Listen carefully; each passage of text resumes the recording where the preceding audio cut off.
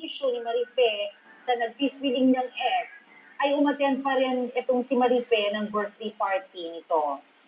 Okay lang na pumunta kasi friends nga sila, and invite ni Joyce, pero yung mali lang ni Goya. Dahil magkaibigan naman sila. Yung binigyan niya na nga ng mali siya yung pagpunta ni Marife dun sa birthday niya.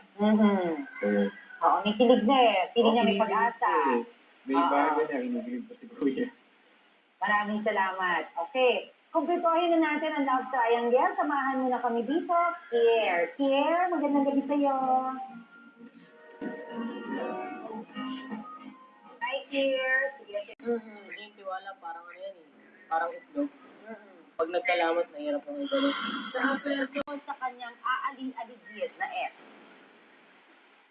Siyempre, mawawalan ka ng tiwala ng konti, na hindi niya sinishare yung lahat sa'yo, na may mga bagay ka pala na hindi alam. Siyempre, magtatampo kung ano yung nangyari sa kanya. Kapag magka-relationship ka ba, Kimboy, dapat ba lahat nakalatag? Or parang lay your cards on the table, ika nga, o dapat bang may ilang bahagi sa buhay mo na karapatan mong isikreto? Siyempre kasi, pag pasok ka sa relationship, hindi lang basta kilig yan eh. Hindi lang basta sweet kayo, na ganito lumalabas kayo. Kailangan tanggapin niyo yung lahat sa isa't isa. Kailangan malaman ng bawat isa kung ano yung napagdaanan, kung bakit sa ganito. Hindi lang basta dahil, mabait sa ganito, kaya ako siguro. Kailangan kilala mo siya ng buo-buo. Kilala talaga. So, kung ako, dun ako sa childhood friend.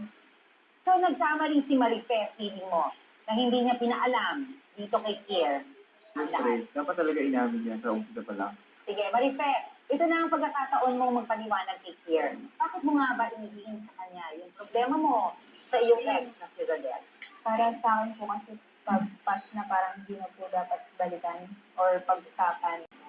Minahal kita o mahal mo pa rin? Kahit hanggang ngayon po, mahal ko pa rin siya. Mahal pa. So sige, mula sa gallery nandito si Arnett na kaibigan ni Kier. Hindi na lang pa. Hindi na lalagpas. Long friends na lang. O Marife, ikaw ang dumulog dito, anong gusto mong mangyari? Computer. Ngayon, ang sentro natin itong si sa punto ito. Gusto kong maging sentro itong si Rodel. Gusto ko kasi parang napaka-immature. Kasi wala sa edad sa akin yung maturity. Parang sa ito, dinaya.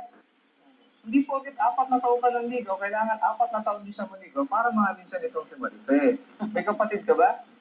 Oo. O ilan kayo magkapatid? 2 lang po. Pag naglalaro kayo ng mga bata pa kayo, kumusta kayong dalawa? Gusto mo. Paano ayos? Okay lang mo. Rodel, eto na ngayon. Kasi kayo, okay, sige, upo na ka na. Marife, okay ba? Nag-enjoy ka ba? Nakabilis. Ayan. Paul, ano ang gusto mong sabihin dito kay, huling pasalita kay Marife at kay Kier? Siyempre, dapat maging honest kayo sa isa't isa. Parang, ayun, ingatan nyo kung ano meron kayo. Sana magtagal kayo, and yun, maging masaya kayo lagi.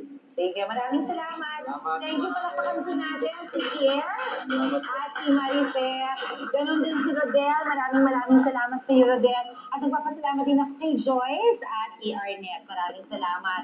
At sa ating mga usisero at usisero, meron kang gustong i-promote? Yes, Bilang 500,000 ang iyong mga followers. Siyempre, gusto ko silang imbitahan. Napatuloy pong manood ng With a Smile sa GMA. Yan po, 10:15 a.m. Sana manood kayo before Unexpected You. Yeah. And yung album ko po, out pa rin sa leading record bars nationwide. Ayun, ang dami mo racket, ha? Ayun, sa August 11 pala. See you sa SM North Edsa National Bookstore. Ayan. At bilang 500,000 ang followers mo, i-tweet mo na itong personal, ha? Yeah. Okay, very good. Maraming salamat sa iyo, Kim Poy. And of course, brother, I love you so much. Thank you. Maraming salamat sa pagtulong mo na naman sa mga bidang tauhan natin. Mga bagets naman tayo ngayon, ano? In fairness, bumabata tayo ng dahil sa kanila. Maraming salamat sa inyo. Thank you. At bago po tayo magpaalam, gusto namin pasalamatan ang mga busy.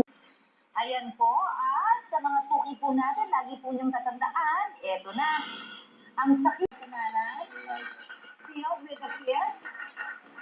Ako po si Jean Garcia para sa personalan ng unang hakbang. Magandang gabi po sa inyong lahat. So, buntis pa ito.